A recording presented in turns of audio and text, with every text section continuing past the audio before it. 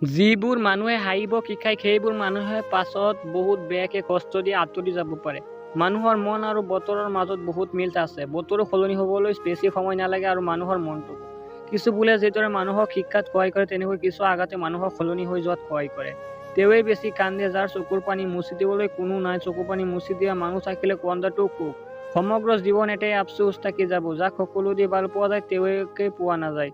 যি ব্যক্তিয়ে আনৰ অনুভূতিৰে মূল্য দিব নাজানে তেওঁ কেতিয়াও কাকো ভাল পোৱা দিব নোৱাৰে।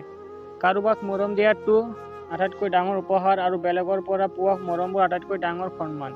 ভাল লগা বস্তুবোৰ এদিন নহয় এদিন বেয়া লগা হৈ যায়। ভাল পোৱা মানুহবোৰো আঁতৰি গ'লেও হৃদয়ত সদায় থাকি যায়। ভাল পোৱা সঁচাকৈয়ে অন্ধ হয়, কাৰণ আমাৰ মায়েও আমাক নেদেখাকৈয়ে ভাল পাবলৈ আৰম্ভ কৰি দিছিল। চকুৰ পানীৰ কোনো ওজন নাই, অথচ ববলৈ আৰম্ভ কৰিলে চকুৰ পানীও কষ্ট দিবলৈ ধৰে। সো গাইজ ভিডিঅ' এইখিনি। যদি ভিডিঅ'টো ভাল লাগে তেনেহ'লে ভিডিঅ'টোক লাইক কৰি দিয়ক আৰু চেনেলটো ছাবস্ক্ৰাইব কৰিব নাপাহৰিব। ধন্যবাদ।